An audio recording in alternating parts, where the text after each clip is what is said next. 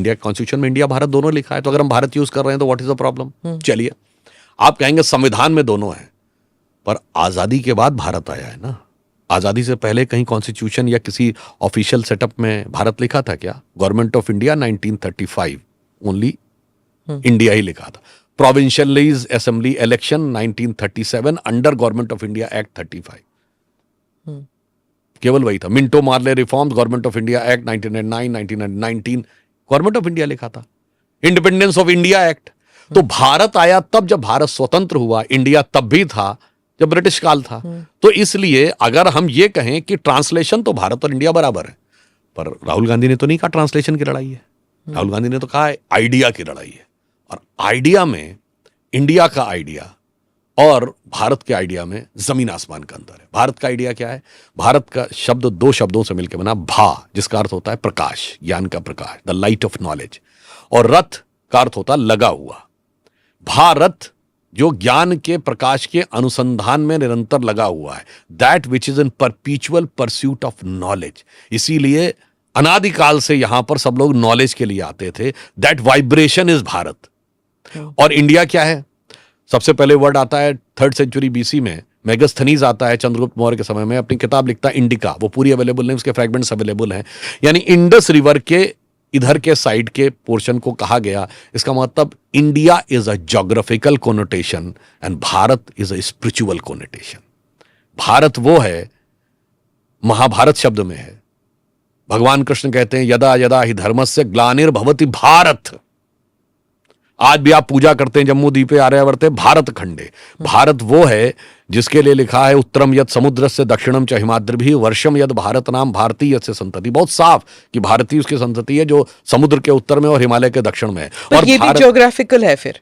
नहीं, बता रहा हूं। और वो क्या है? उसी जिस आप विष्णु पुराण की बात कहते हैं उसी में आगे लिखा है गायन्ति देवः किल गीतकानि धन्यास्तुते भारत भूमि भागा स्वर्गापवर्गास्पद भाग हेतु भवन्ति भूयः पुरुषा सुरत्वात्। इसका अर्थ हुआ देवता भी जिसकी स्तुति में गीत गाते हैं वह भारत भूमि धन्य है, क्योंकि स्वर्ग में देवता रहने के बाद, समस्त सुखों का उपभोग करने के बाद भी मनुष्य रूप में यहां जन्म लेने के लिए लालायित रहते हैं, क्योंकि यही वो मोक्ष भूमि है, यह पुण्य भूमि है, मुक्ति यहीं से मिलती है। देवता बन के आप जा सकते हैं, मुक्ति नहीं मिलेगी। और भारत वो है जिसके लिए आर्थर शोपेनहावर ने कहा कि दुनिया का सबसे विकसित मस्तिष्क देखना है तो भारतीय आकाश के नीचे आना पड़ेगा। Upanishadic philosophy the height of human intellect. और वो छोड़िए, फिर किसने फॉरेन वाले ने क्या क्या बोला, वो सारी बातें अलग छोड़ दीजिए।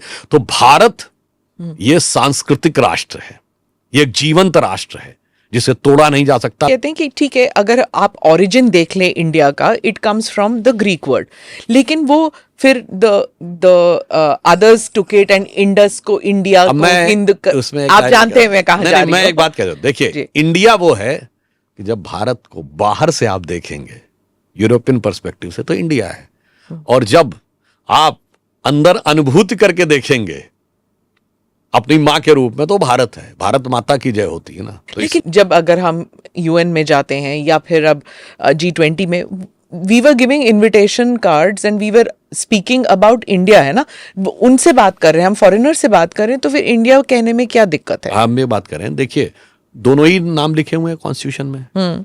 तो हम इंडिया लिख रहे थे, prime minister of India and president of India. तो अगर हम प्राइम मिनिस्टर ऑफ भारत और प्रेसिडेंट ऑफ भारत लिखे तो उन्हें क्या प्रॉब्लम है? सवाल तो ये है।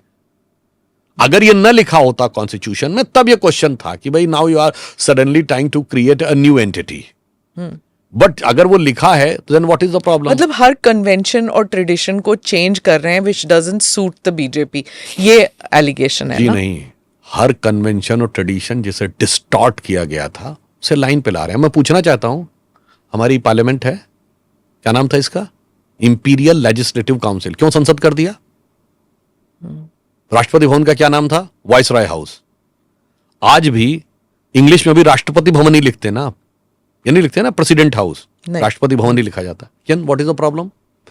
आप आज भी, अब इंग्लिश में भी ये हो गया कि रक्षा मंत्री को रक्षा ही मंत्री लिखा जाने लगा, डिफेंस मिनिस्टर नहीं लिखते, आरएम यूज करते हैं अंग्रेजी में भी वर्ड। हाँ, क्योंकि एफएम इज फाइनेंस मिनिस्टर, इसलिए तो आरएम, इसलिए मैं कह रहा हूं और ये कांग्रेस के जमाने में हुआ था। बहुत सी सारी चीजें चेंज हो रही थी, तो हम कोई चेंज नहीं करते हैं किसी भी, हमने आज तक कोई नाम नहीं बदला है, हमने परावर्तन किया है, परिवर्तन नहीं किया है। फौज में भी होता था बाय द लेफ्ट क्विक मार्च को फिर बाएं से तेज चल होने लगा। अब जैसे मैं एक छोटी सी बात कर रहा हूं, नेवी है, नेवी के एम्बलम में वो छत्रपति शिवाजी महाराज वाली सील लाई गई, क्यों यूनियन जैक का एक हिस्सा होना चाहिए था नेवी के फ्लैग में? अब उसको चेंज किया गया, तो ये कह रहे हैं वो हम उसका सेफ्रनाइजेशन कर रहे हैं या हिंदुआइजेशन कर रहे हैं, ये बात सही है? या ये हम कहें कि जो ब्रिटिश लीगेसी थी उससे उसको मुक्त कर रहे हैं? कभी कभी क्या होता है कि एक कंट्री की लाइफ में इवोल्यूशन का एक टाइम होता है, some time it takes long जी। 47 के बाद हम क्विक भी कर सकते थे। अब इवोल्यूशन क्या हुआ? अब ये बताइए, 15 अगस्त 47 को हम आजाद हुए, तो वाइसरॉय कौन था? माउंटबेटन। क्यों रहा भाई 30 जून 48 तक? जिन्ना ने तो वाइसरॉय से शपथ नहीं ली, उसने तो आप रहे, हमारे यहाँ क्यों रहे? चलिए कोई 48 तक वो रहे, शायद बहुत से लोगों को पता होगा। आर्मी चीफ 48 या 49 तक रहा, एयरफोर्स चीफ 54 तक अंग्रेज रहा, नेवी चीफ 57 तक अंग्रेज रहा, और किंग जॉर्ज की मूर्ति इंडिया गेट पे 68 तक रही, और Willingdon hospital, Ram Manohar Lohia hospital 78 में बना।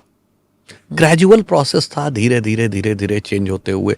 फिर यही आप देखिए, बॉम्बे मुंबई हुआ, चेंज किया गया, कलकत्ता कोलकाता हुआ, मद्रास चेन्नई हुआ। अगर ये सब सही है तो इलाहाबाद प्रयागराज या फैजाबाद अयोध्या होने में क्या समस्या है? ये परावर्तन है। It is reclaiming the name, it's not changing the name. Like St. Petersburg became Leningrad in 1919. After fall of USSR, it again became St. Petersburg. तो आप क्या कहेंगे? The Leningrad was a change. St. Petersburg was reversal of the name. So in the same manner, Allahabad was a change and Prayagraj is a restoration. So we are not changing anything. We just restoring the original thing. तो ये restoration में क्या होता है, that many people think कि ठीक है, आप रेस्टोरेशन में आप एंशंट नेम की तरफ जा रहे हो, not even the medieval name, आप एंशंट नेम की तरफ जा रहे हो, और जब एंशंट नेम होता है it becomes just Hindu. Where is the nature of India changed, there was the Islamic period, वो भी आए थे। तो आप हर चीज को जब बदलेंगे, हुमायूं रोड को बदलेंगे, बाबर रोड को बदलेंगे, क्योंकि it doesn't suit you. I understand, आप कहेंगे कि बाबर जैसा क्रूअल और कोई किंग नहीं था, so it should be changed. आप वहां जाएंगे तो आपने इस्लामिक पीरियड को तो टोटली इरेज कर दिया ना। आपने कहा कि इंडिया एंशिएंट में जाते हैं तो सिर्फ हिंदू आता है, तो ये किसने कहा? छत्रपति शिवाजी महाराज ने हिंदवी स्वराज्य तो 1676 में एस्टैब्लिश किया। It's not ancient period. Peshwai empire is called Hindu Pad Padshahi, 18th century, it was not. दूसरी बात, जहां हिंदू नहीं है वहां तो इंडिया का सो कॉल्ड कंपोजिट कल्चर खत्म है।